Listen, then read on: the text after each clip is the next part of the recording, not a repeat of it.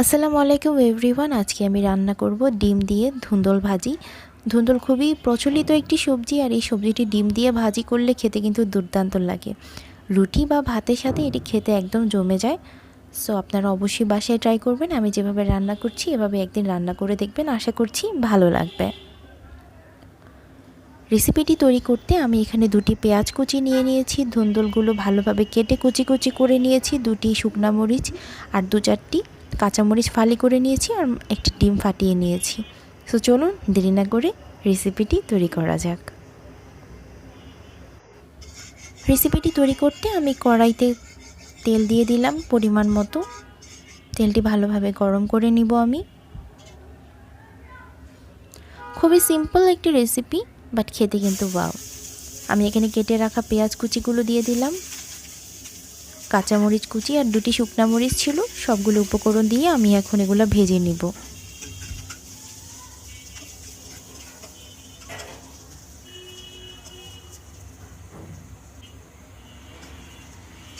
আমি হালকা বাদামি করে উপকরণগুলো ভেজে নিব।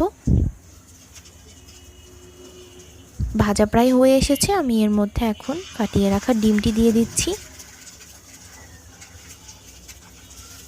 ডিমটি আমি ঝুরি ভাজা করে নিব।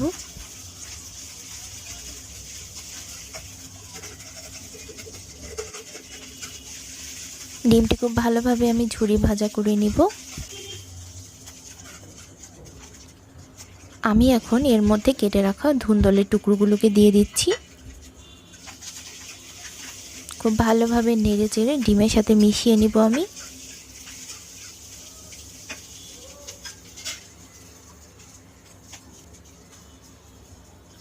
সামান্য পরিমাণে লবণ দিয়ে দিলাম, হলুদ গুঁড়ো দিয়ে দিলাম, ভেজে রাখা জিরা গুঁড়ো দিয়ে দিলাম, সামান্য পরিমাণে মরিচ গুঁড়ো দিয়ে দিলাম। এখন সবগুলো উপকরণ আমি ভালোভাবে মিশিয়ে নিচ্ছি।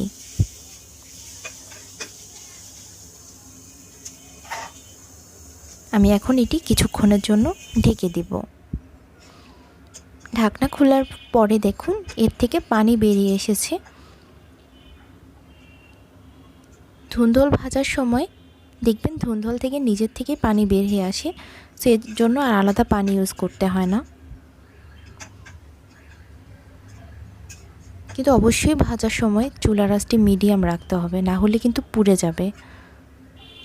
আমি এখন পানিটি শুকিয়ে সুন্দরভাবে ভেজে নিব।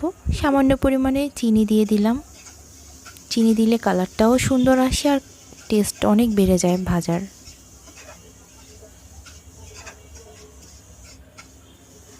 সো নেড়ে চেড়ে ভালোভাবে ভেজে নিচ্ছি আমি। আমার রেসিপিটি প্রায় হয়ে এসেছে, আমি এখন বাটিতে নামিয়ে নিব। এই রেসিপিটি আপনি রুটির সাথে খেতে পারেন, গরম গরম ভাতের সাথে খেতে পারেন।